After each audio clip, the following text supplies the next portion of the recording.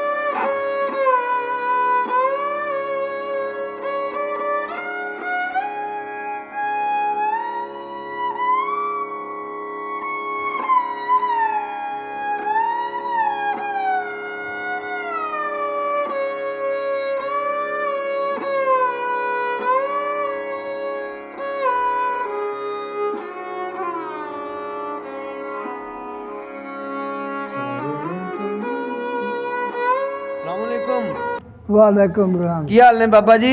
खैर है जी। ਤੇ ਇਸ ਪਿੰਡ ਦਾ ਨਾਮ ਕੀ ਹੈ? क्या करा ਕੜਿਆਲ ਕਲਾਂ।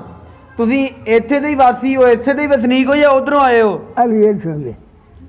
ਤੇ ਜਦੋਂ 47 ਦੀ ਵੰਡ ਹੋਈ ਆ ਹਾਂ। ਪੰਜਾਬ ਦੀ, हाँ ਉਸ ਵੇਲੇ ਤੁਸੀਂ ਕਿੰਨੇ ਵਰਿਆਂ ਦੇ ਸੀ? बदल कि मैं दुनिया 5 साल का था। ਅੱਛਾ। हाँ। मैंने मेरी शादी हुई, बच्चा मेरा जमया है। ਅੱਛਾ, ਸ਼ਾਦੀ ਵੀ ਹੋਈ ਸੀ। ਤੇ 47 ਦੀ ਵੰਡ ਤੋਂ ਪਹਿਲੇ ਇੱਥੇ ਸਰਦਾਰ ਵੀ ਰਹਿੰਦੇ ਸਨ? है जी सरदारा का पिंड। ਅੱਛਾ, ਹੈ ਹੀ ਸਰਦਾਰਾਂ ਦਾ ਪਿੰਡ ਸੀ। हाँ ਤੇ ਕੋਈ ਤੁਹਾਡਾ ਬੇਲੀ, ਕੋਈ ਸੱਜਣ ਜਿਹੜਾ ਤੁਹਾਡੇ ਨਾਲ ਰਹਿੰਦਾ ਹੋਵੇ ਤੇ ਖੇਲਦਾ ਹੋਵੇ? सुंदर सिंह सी बड़ा चौधरी है करियाल का। ਅੱਛਾ। वो मुंडे 4 सन। ਤੇ ਤੁਹਾਡੇ ਬੇਲੀ ਕਿਹੜੇ ਕਿਹੜੇ ਸੀ? ਕੀ ਨਾਮ ਸੀ ਉਹਨਾਂ ਦਾ? सुंदर सिंह, हीरा सिंह, ਹਾਂ। मान सिंह, आ सारे जिसमें सिख। ਤੇ ਕੋਈ 47 ਤੋਂ ਵੰਡ ਤੋਂ ਪਹਿਲੇ ਦੀ ਕੋਈ ਗੱਲ ਜਿਹੜੀ ਤੁਹਾਨੂੰ ਯਾਦ ਹੋਵੇ, ਕਿਉਂਕਿ ਤੁਸੀਂ ਤੇ ਜਵਾਨ ਸੀ ਉਸ ਵੇਲੇ ਮਾਸ਼ਾਅੱਲਾ, ਹਾਂ। ਤੇ ਕੀ ਮਾਹੌਲ ਸੀ, ਕੀ ਕਲਚਰ ਸੀ ਉਸ ਵੇਲੇ ਦਾ, ਕਿਵੇਂ ਰਹਿਣ ਸਹਿਣ ਸੀ? वो सर तो बड़ा सही सी। आप बोल ही होंगी जो उठे भी। ਅੱਛਾ। वो सारे प्यो को बैठे रहते थे। ਕੀ ਨਾਮ ਸੀ ਤੁਹਾਡੇ ਪਿਓ ਦਾ? चौधरी मोहम्मद सैन। ਚੌਧਰੀ ਮੁਹੰਮਦ ਹੁਸੈਨ। ਤੇ ਕੋਈ ਤੁਹਾਨੂੰ ਪਤਾ ਹੈ ਵੰਡ ਤੋਂ ਬਾਅਦ ਉਹ ਕਿੱਥੇ ਜਾ ਕੇ ਬੈਠੇ ਨੇ ਜਿਹੜੇ ਇੱਥੋਂ ਸਰਦਾਰ ਉੱਠ ਕੇ ਗਏ ਆ? बड़े करनाल गए, करनाल इधर को गए, ਕਰਨਾਲ ਜ਼ਿਲ੍ਹੇ ਦੇ ਵਿੱਚ ਪਹੁੰਚ पानीपत ਗਏ। करनाल। ਅੱਛਾ, ਪਾਣੀਪਤ ਕਰਨਾਲ। हाँ ਉਹ ਤੁਹਾਨੂੰ ਅੱਜ ਵੀ ਕਦੀ ਯਾਦ ਆਏ ਆ? हाँ ਤੁਹਾਨੂੰ ਯਾਦ ਆਉਂਦੇ ਆ ਉਹ? याद भी थान तो भुले नहीं ना। ਆਪਣਾ ਵੰਡ ਤੋਂ ਪਹਿਲੇ 47 ਤੋਂ ਪਹਿਲੇ ਆਪਣਾ ਤੁਹਾਡਾ ਰਹਿਣ ਸਹਿਣ ਕਿਵੇਂ ਸੀ ਉਹਨਾਂ ਦੇ ਨਾਲ? ਖਾਣ माना ਪੀਣ ब्याह ਆਪਸ होंदा सी, ਹਾਂਜੀ। वो ना करना, उन्हें साड़ी पकानी रोटी बकरी, असा उन्हें भी पकानी सिखे दे लाइया। ਤੇ ਵਿਆਹਾਂ ਸ਼ਾਦੀਆਂ ਦੇ ਵਿੱਚ ਇੱਕ ਦੂਸਰੇ ਨਾਲ ਆਉਣ ਜਾਣ। ਹੁਣ ਤਾਂ ਜੰਨੇ ਉਹ ਜਾਂਦੇ ਵੀ ਜਾਂਦੇ ਨੇ। ਤੇ ਵਾਈ ਬੀਜੀ ਵਿੱਚ ਕਿਵੇਂ ਸੀ? ਹਾਂ? ਵਾਈ ਬੀਜੀ ਵਿੱਚ ਕਿਵੇਂ ਸੀ? ਬਾਈ ਹਾਂਜੀ। ਬਾਈ ਹਲਾਵਾ ਇਹ ਟਰੈਕਟਰ ਤੇ ਹੋਣਾ ਹੈ। ਤੇ ਉਹਨਾਂ ਨਾਲ ਸਾਂਝੀ ਸੀ ਜਾਂ ਬਸ ਇਹ ਨਹੀਂ ਵੀ ਇਹ ਮੁਸਲਮਾਨਾਂ ਦੇ ਘੁਮਾ ਵੱਖਰੇ ਤੇ ਉਹਨਾਂ ਦੀ ਭਾਵੇਂ ਨਾ ਵੱਖਰੀ? ਇਹ ਨਹੀਂ ਸਾਡੀ ਉਹਨਾਂ ਵਿੱਚ ਜ਼ਮੀਨ ਉਹਨਾਂ ਦੀ ਸਾਡੇ ਚ। ਕੋਈ ਹੋਰ ਗੱਲ ਦੱਸੋ ਸਾਨੂੰ ਵੰਡ ਤੋਂ ਪਹਿਲੇ ਦੀ। ਉਹ ਵੇਲਾ ਚੰਗਾ ਸੀ ਜਾਂ ਆਹ ਵੇਲਾ ਚੰਗਾ ਹੈ? ਚੰਗਾ ਰੋਜ਼ ਵੇਲਾ ਸੀ ਹਾਂਜੀ ਗੱਲ ਹੈ, ਜੀ ਗੱਲ ਹੈ। ਜਿੰਨਾ ਰਲ ਕੇ ਬਸੀ ਰਹੀ। ਤੇ ਮੁਸਲਮਾਨਾਂ ਸਿਖਾਈ ਗੱਲ ਹੀ ਕੋਈ ਨਹੀਂ ਸੀ। ਮਤਲਬ ਆਪਸੀ ਇੱਕ ਸੀ। ਹਾਂ ਮੇਲੇ ਛੇਲੇ ਹੁੰਦੇ ਸੀ ਉਸ ਵੇਲੇ? ਮੇਲੇ ਹਾਂਜੀ। ਲੱਗਦੇ ਲਾਂਗੇ। ਕਿਹੜਾ ਮੇਲਾ ਲੱਗਦਾ ਸੀ ਬਹੁਤਾ ਤੁਹਾਨੂੰ ਕੋਈ ਪਤਾ ਹੋਵੇ? ਪੀੜੀ ਵੀ ਲੱਗਦਾ ਸੀ, ਪੀੜੀ ਲਿਆ ਲੱਗਦਾ ਨਾ ਹੁਣ।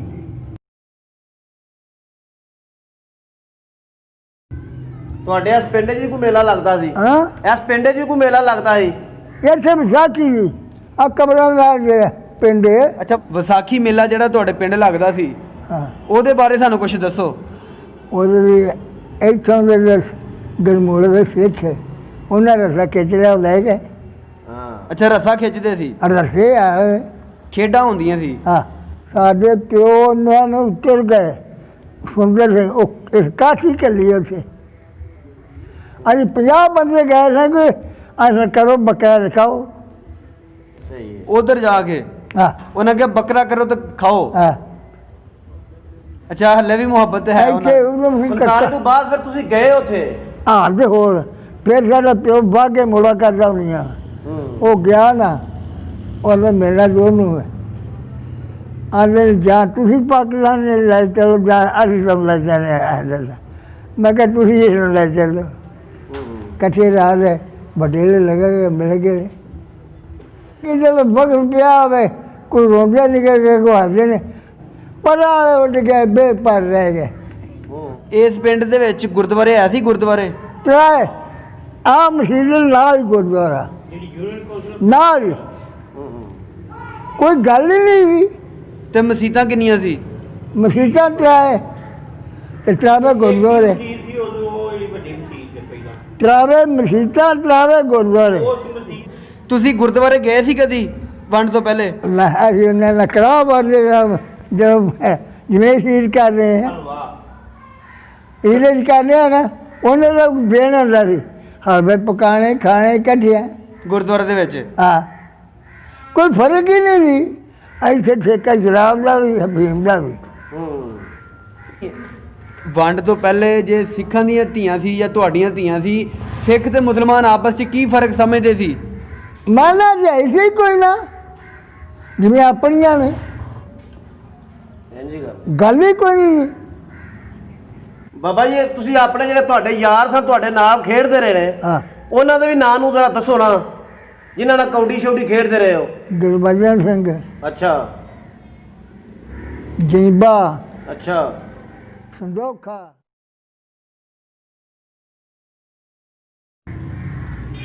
ਇਹਨਾਂ ਨਾਲ ਦੁਬਾਰਾ ਵੀ ਕਦੀ ਮੁਲਾਕਾਤ ਹੋਈ ਏ? ਪਹਿਲਾਂ ਕਾਰਡ ਵੀ ਕਰਦੇ ਸਨ ਸਭ ਕੋਈ, ਬਾਅਦ ਕੇ ਮੁਲਾਕਾਤਾਂ ਬੜੀਆਂ ਹੁੰਦੀਆਂ ਇਹ ਸਨ। ਤੁਹਾਡੀਆਂ ਹੁੰਦੀਆਂ ਰਹੀਆਂ ਨੇ? ਹਾਂ ਸਹੀ ਕੀ ਬਾਤ ਹੈ। ਇਹ ਵੀ ਕਰਨਾਲ ਵਿੱਚ ਹੀ ਬੈਠੇ ਜਾ ਕੇ? ਹਾਂ, ਹੁਣ ਉਹਨਾਂ ਨੂੰ ਯਾਦ ਕਰਦੇ ਹੋ? ਹੁਣ ਦੇਖੋ ਜੀ 70 ਸਾਲ ਹੋ ਚਲੇ ਨੇ ਕਿ 75 ਹੋ ਗਏ, ਯਾਦ ਚਾਹੁੰਦੇ ਨਹੀਂ ਦੇਣਗੇ। ਵਾਹ। ਉਹ ਆਉਂਦੇ ਨੇ ਅਜੇ ਵੀ। ਆ ਪੜ੍ਹ ਰਹੇ ਨਾ ਜਿੰਬਾ ਦੇ ਦੋਵੇਂ ਭਰਾ। ਸਹੀ ਹੈ। ਆ ਮੇਲਾ ਲੱਗਦਾ ਨਾ ਨਨਕਾਣੇ ਸਾਹਿਬ, ਉੱਥੇ ਪਿੰਡਾਂ ਨੂੰ ਜੇ ਕੌਣ ਯਾਦ ਹੁੰਦਾ।